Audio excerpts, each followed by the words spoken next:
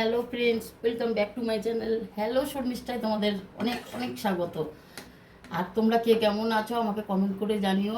আশা করছি তোমরা খুব ভালো আছো, ভীষণ ভালো আছো।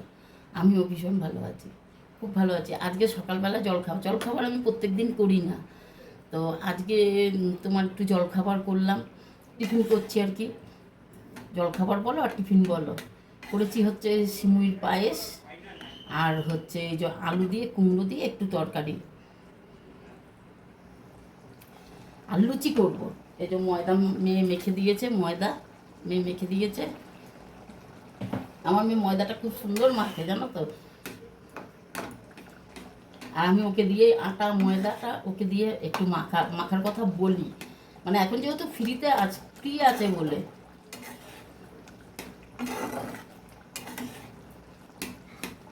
এখন কটা বাজে ঘুরির কাটায় জানো?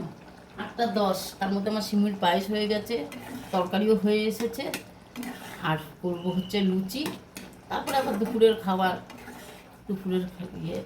কালকে জানো না ভিডিও করতে পারিনি, কেন পারিনি জানো? আমাদের এখানে রাস্তায় কলের পাইপলাইন বসছে, এত আওয়াজ, মানে ঘর থেকে মেয়ে কথা বলছে, আমি শুনতে পাচ্ছি না ডাইনিং প্লেস থেকে, রান্নাঘর থেকে আমি কথা বলছি, মেয়েকে ডাকছি, মেয়ে শুনতে পাচ্ছে না, মানে এত আওয়াজ। ওই জন্য কালকে ভিডিও করতে পারিনি, ওই জন্য মনটা ভালো না। ছোট ভিডিও দিলেও আমার দিতে ইচ্ছা করছে খুব, যেহেতু মেয়েটা এখন ফাঁকা আছে বলে, তাই জন্য। গতকাল রাতেই তোমার, মানে আজকে হচ্ছে ইংরেজির 18 তারিখ, গতকাল রাতেই তোমার আমার আর আমার মেয়ের লুচি খেতে ইচ্ছা করেছিল। তো ওর বাবা বললো আজকে কেন খাবি, কালকে খা, সকালবেলা টিফিন হয়ে যাবে। আজকে ভাত রয়েছে, তার জন্য তোমার এই আজকে করলাম।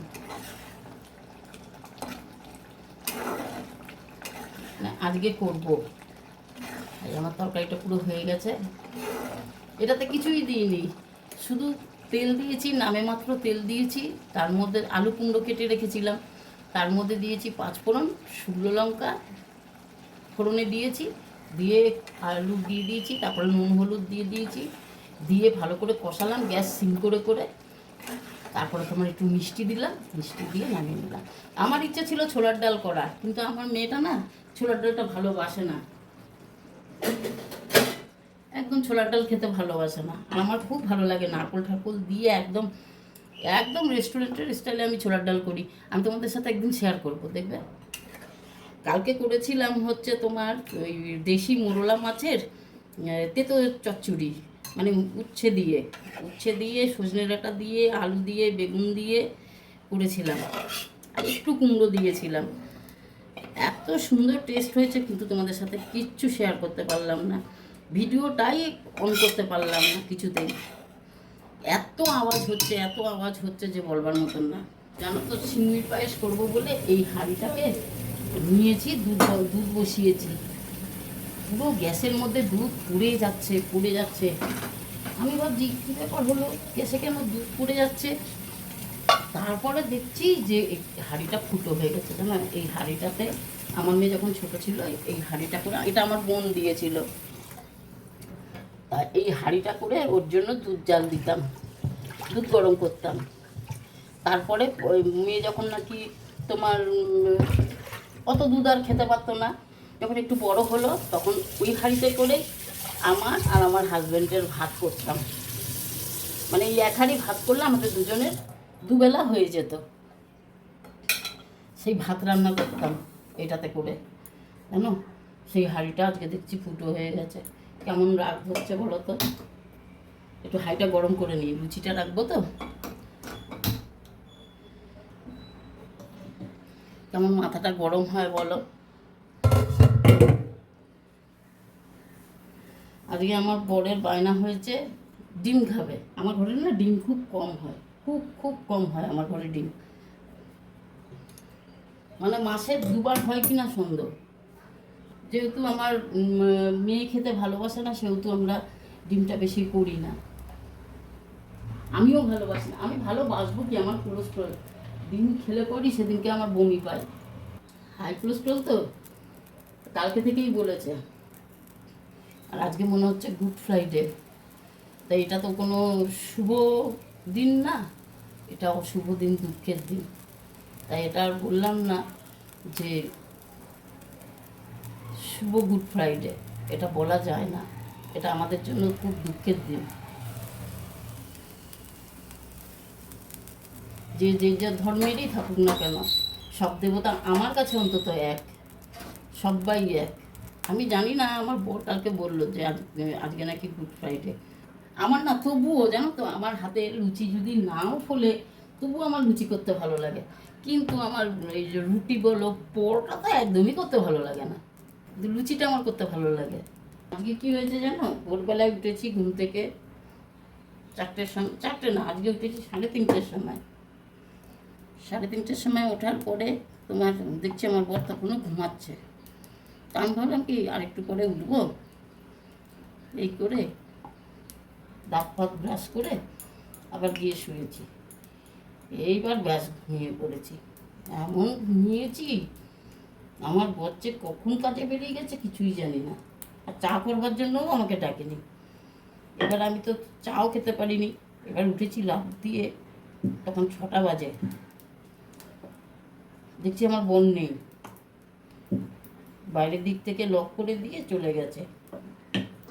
কারণ ওর কাছেও একটা চাবি থাকে, আমার কাছেও একটা চাবি থাকে, আবার আমার মেয়ের কাছেও থাকে।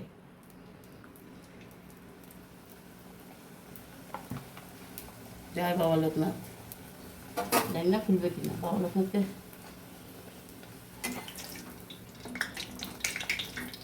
অনেকে আছে জানো না, আমার নিজের চোখে দেখা, উনি হাত কড়াই তেল দিয়ে লুচি ভাজে, আমি একদম অল্প করে তেল দিয়ে লুচি ভাজি, আমার যেন ভালো লাগে না। ওরা বলে নাকি তেল বেশি না দিলে পর লুচি নাকি ফোলে না, তো জানি না।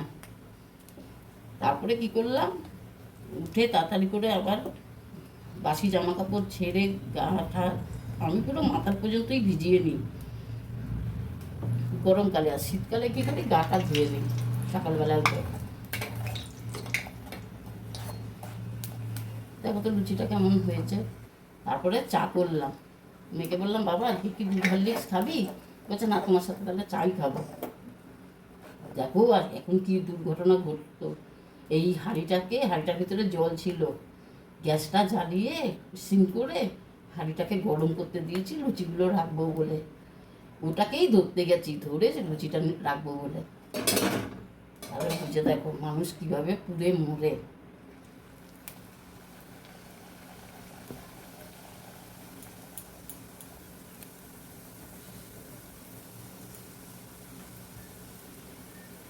আমার না এই ব্যালন পিড়ির থেকে ওই স্ল্যাবের মধ্যে, স্ল্যাবটা আগে মুছে নিয়েছি ভালো করে, সকালবেলা রাত্রেবেলা মেজে শুই, সকালবেলা উঠে মাজি, আবার এখন করবার আগে একটু মুছে নিয়েছি।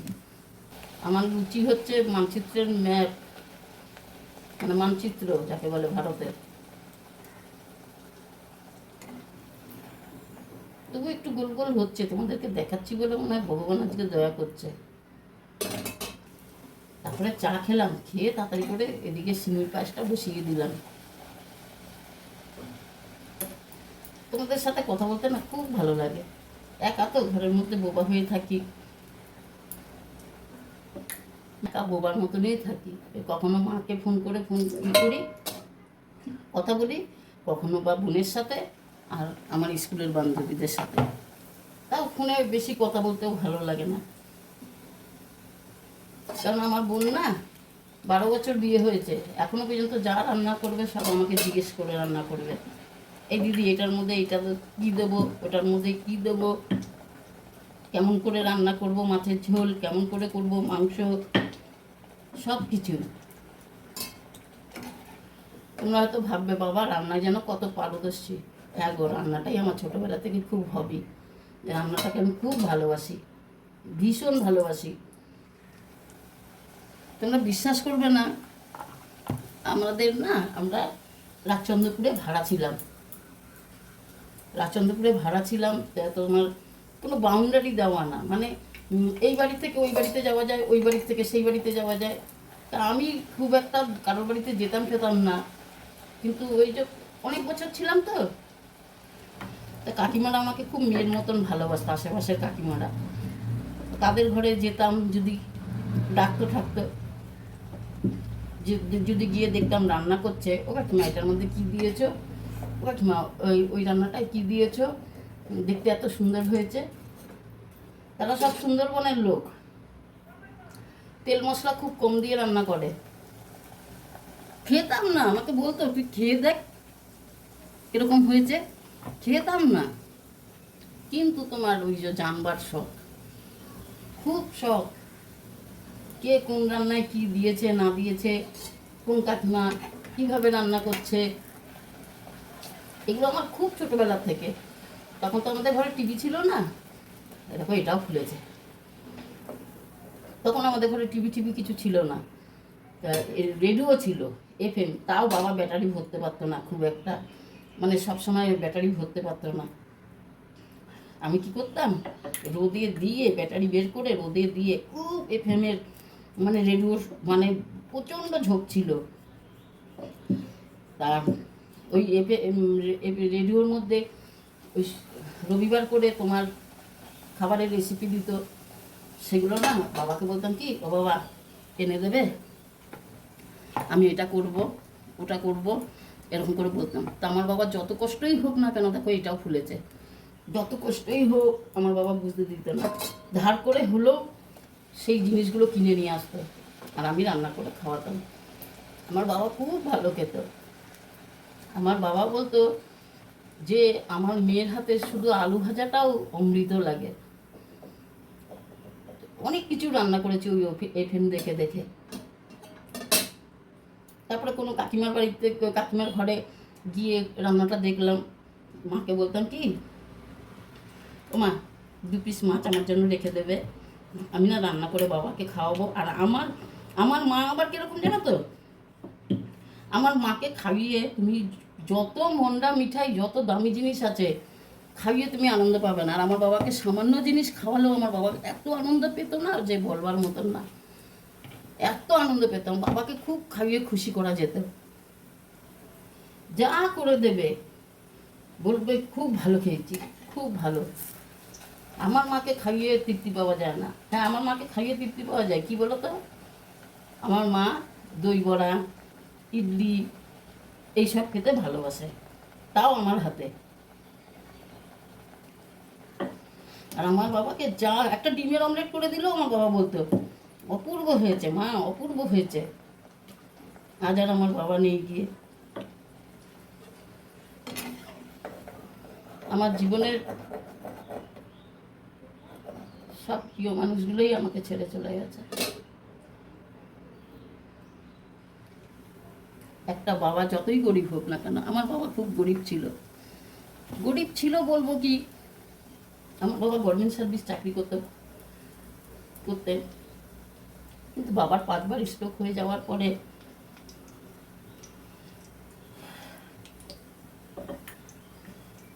স্ট্রোক হয়ে গেছিল। তারপরে বাবা চাকরিটা ছেড়ে চলে আসে।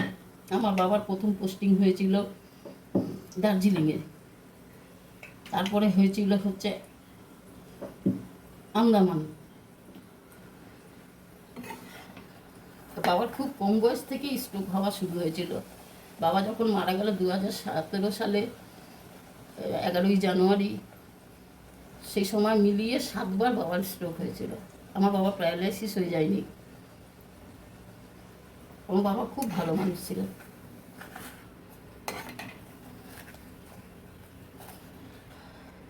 যেদিন চলে গেলেন 11ই জানুয়ারি, আমার চোখের সামনে থেকে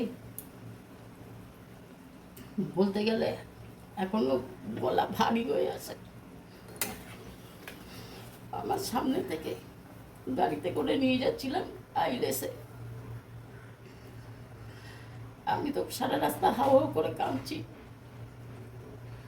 সারা রাস্তা কাঁদতে কাঁদতে যাচ্ছি আর বাবার বুক ডলে দিচ্ছি।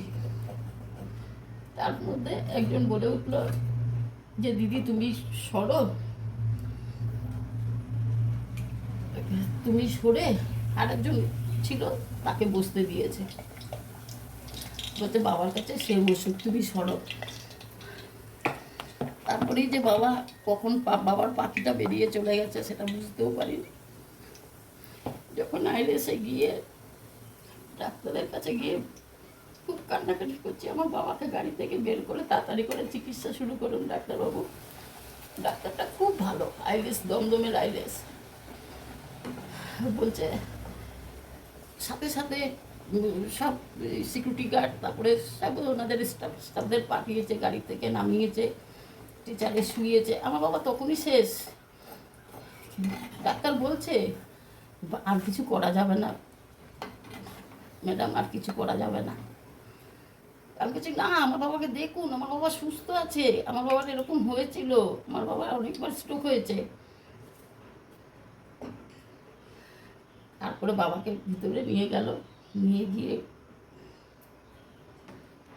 দেখলো, দেখে টেকে তারপরে নাকের মধ্যে তুলো দিয়ে দিয়েছে, নাকের মধ্যে তুলো দিয়ে দিয়েছে। কে বলছে আর কিছু করার নেই। আমি ডাক্তারের পা দুটো জড়িয়ে ধরেছি, বলছি ডাক্তারবাবু আমার বাবাকে বাঁচান, তুলো দিলে তো সে মানুষ আমি টিভিতে দেখেছি, সিনেমায় দেখেছি, তবু আমি মানতে রাজি না কিছুতেই, মানতে রাজি হচ্ছি না। ডাক্তারবাবু বলছে, আমার সাথে যারা ছিল বলছে যে ওনাকে জল দিন তাড়াতাড়ি, উনি অসুস্থ হয়ে পড়বে।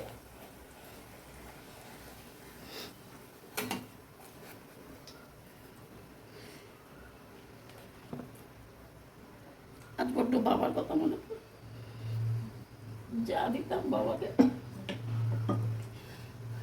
সকালবেলা হলেই বলতো কি যে আমার ঘরের নাম হচ্ছে গীতা, বলতো গীতা চালে আও, চালে আও। ভোর 4টের সময় বাবাকে চা করে দিতাম। তখন কোনো কারণে আমি মায়ের কাছে ছিলাম, আমি অসুস্থও ছিলাম। বলতো গীতা, চিৎকার করে ডাকতো, গীতা চালে আও, এরকম করে বলতো। আজ হঠাৎ করে বাবার কথা মনে পড়ে গেল।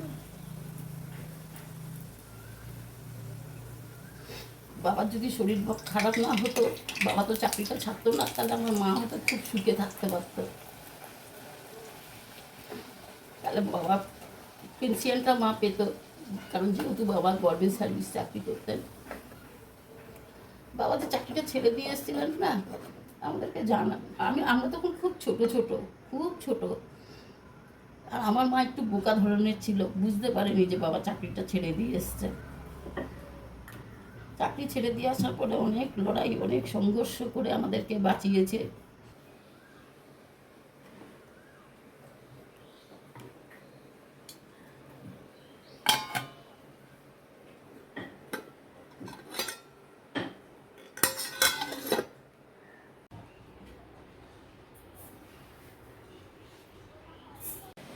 গরম ভাত, ভাত টিফিন করবার পরে তাহলে বাবা দেখাচ্ছে। এই ভাত, এটা হচ্ছে নিম বেগুন আলু দিয়ে ভাজা, গরমের বেস্ট খাবার। আর এটা হচ্ছে কালকের ওই যে চুনো মাছের সজনে ডাঁটা দিয়ে, উচ্ছে দিয়ে, আলু দিয়ে, বেগুন দিয়ে চচ্চড়ি, সর্ষে বাটা দিয়ে। আর এটা হচ্ছে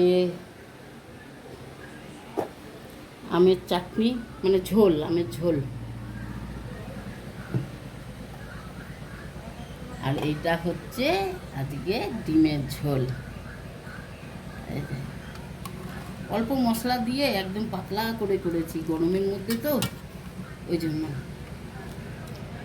নেক্সট ডে, আর এখন বাজে হচ্ছে 9:30 বাজছে। তার মধ্যে আমার আজকের যে ভাত হয়ে গেছে, ডাল সেদ্ধ বসিয়ে দিয়েছি। কালকের ভিডিওটা, গতকালের ভিডিওটা শেষ করছি।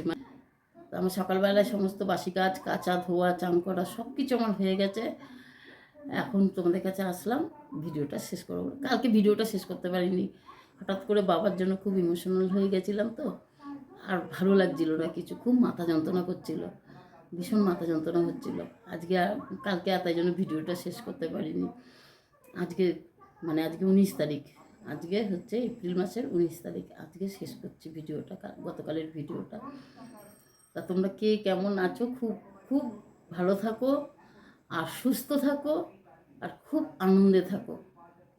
সবাইকে বলবে খুব ভালো আছি, খারাপ থাকলেও বলবে সবাইকে ভালো আছি, কখনো বলবে না যে খারাপ আছি, সবাইকে বলবে। তাহলে কোনো নেগেটিভিটি তোমাদেরকে ধরবে না, সব সময় সবাইকে বলবে যে হ্যাঁ আমি খুব ভালো আছি।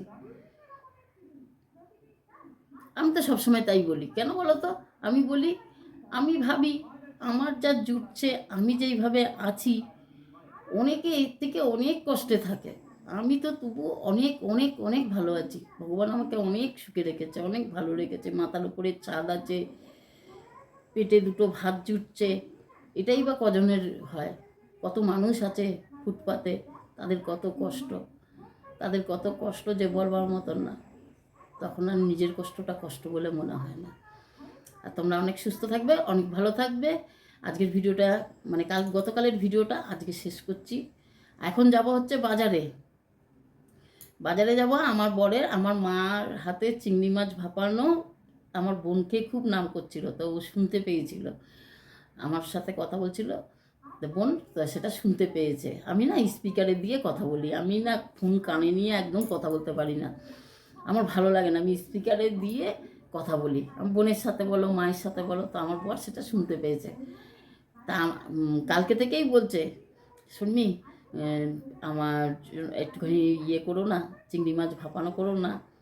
তা আজকে কাজ করে এসে টাকা দিয়ে গেছে, তা বললো যে একটু বাজার থেকে চিংড়ি মাছ নিয়ে এসো, চিংড়ি মাছ ভাপানো করবে। তো আজকে বেশি কিছু করব না, আজকে করব হচ্ছে বরবটি আলু ভাজা করব, আর লাউয়ের খোসা আছে, সেই লাউয়ের খোসা ভাজা করব আমার জন্য। আমার বর আবার কোনো খোসা ভাজা টাজা খায় না, আমার জন্য করব লাউয়ের খোসা ভাজা।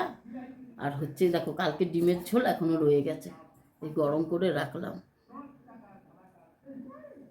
এই দেখো ডিমের ঝোল, কালকে 3খানা ডিম রয়ে গেছে। চিংড়ি মাছ ভাপানো করব, পাট পাতা দিয়ে ডাল করব, পাট শাক দিয়ে ডাল করব, আর হচ্ছে একটু বটবটি আলু ভাজা করব আমার বরের জন্য, আর আমার জন্য লাউয়ের খোসা ভাজা করব, বড়ি ভেজে করব। দেখি তোমাদের সাথে কোন রান্নাটা শেয়ার করি।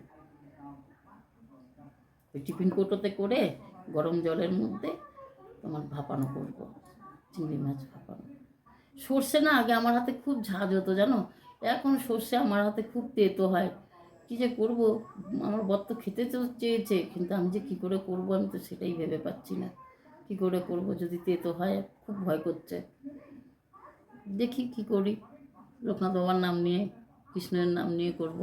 আমি না 10 টাকার করে কেরোসিন তেল কিনে আনি, মানে পুরো নেশার মতন হয়ে গেছে কেরোসিন তেলের গন্ধ শোকা, এত ভালো লাগে আমার। মানে আমিও শুকি, যার দোকান থেকে কেরোসিন তেল নিয়ে আসি সেই দিদিটাও শোকে কেরোসিন তেল, বলে আমারও দিদি খুব পছন্দ কেরোসিন তেলের গন্ধ। আচ্ছা তোমাদের কার কার কেরোসিন তেলের গন্ধ পছন্দ বলো তো, আমাকে কমেন্ট করে জানিও প্লিজ। আমার তো খুব পছন্দ, খুব খুব খুব ভালো লাগে। ছোটোবেলায় না বিছানার মধ্যে ঢেলে কেরোসিন তেল ঢেলে বিছানার মধ্যে নিয়ে শুতাম, আর আমার বাবা কী রাগারাগি করতো, কী বকা দিত আমাকে যে বলবার মতো না, বুঝেই যেত যে আমিই করেছি।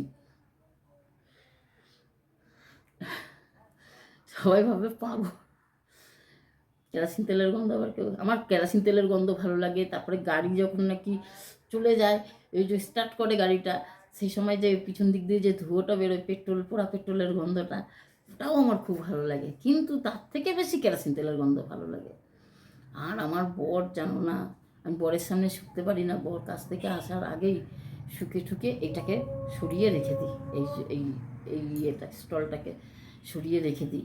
তোমরা ভালো থেকো, খুব আনন্দে থেকো, খুব মজা করো, আর সুস্থভাবে থাকবে, সবাইকে খুব ভালোবাসবে।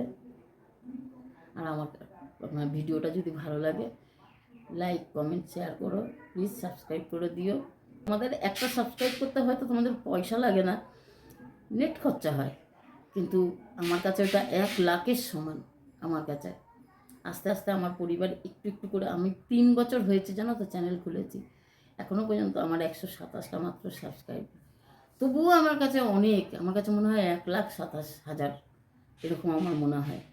আমি খুব খুব খুশি, আস্তে আস্তে করে সব কিছু আমি আস্তে আস্তে আমার জীবনে ঘটুক, আমি সেটাই চাই। আমি একবারে সব কিছু আমি বেশি ইয়েতে আমি পছন্দ না। টাটা।